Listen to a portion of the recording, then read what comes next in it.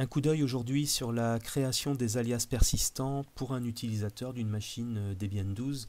Donc là, je me suis connecté avec un utilisateur du système, donc tuto ici en l'occurrence. Alors je vais vous expliquer comment créer des alias, mais des alias cette fois-ci qui soient persistants et non pas temporaires.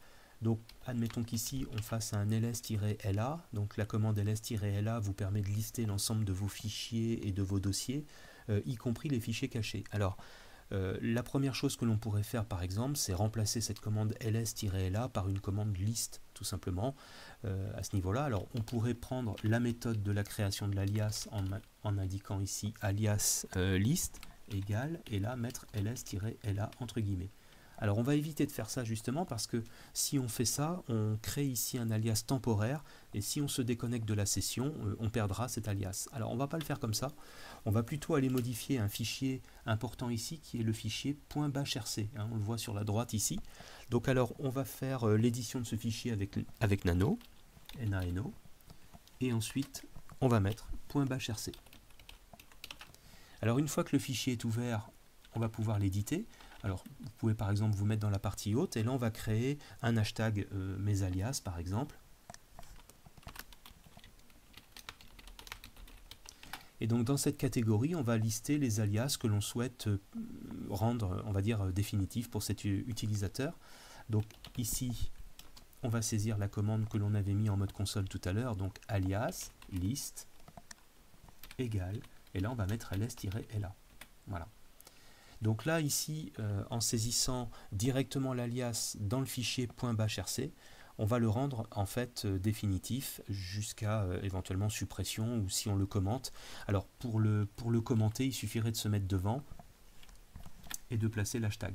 Voilà, donc si vous mettez l'hashtag, le dièse ici, ça signifie que l'alias ne sera pas exécuté. Donc voilà, là je l'enlève.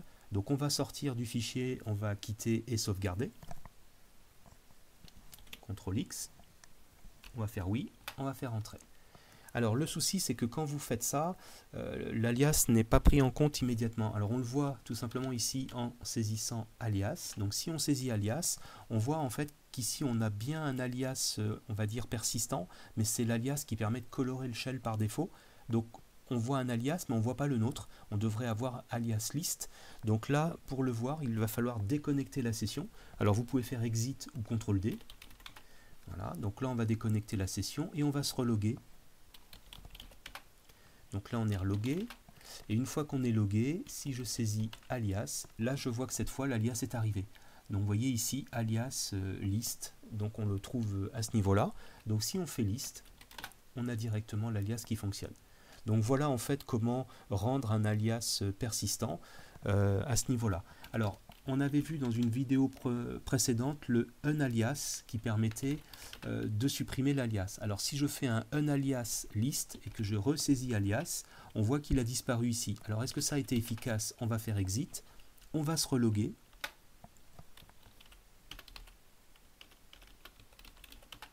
Voilà. Et je vais saisir alias. Et là, on voit que le unalias en fait n'a rien donné de plus, puisqu'en fait, étant donné que cet alias est inscrit dans le fichier .bashrc, on voit bien qu'il est temporaire hein, à ce niveau-là. Donc on peut le revérifier en faisant list. Donc pour le désactiver, on n'a pas d'autre solution que de retourner dans le bashrc. Voilà, on va le commenter ici. CTRL X, oui, et on valide. Et ensuite, eh bien, on va faire l'essai. Donc on va sortir de la session, on va se reloguer, voilà.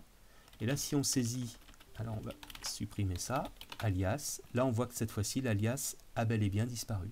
Donc là si je saisis list, on voit que ça ne fonctionne plus. Donc voilà pour ce petit coup d'œil sur les alias persistants. Pour un utilisateur, on verra dans une autre vidéo coup d'œil comment créer des alias, mais cette fois pour tous les utilisateurs de votre machine Debian.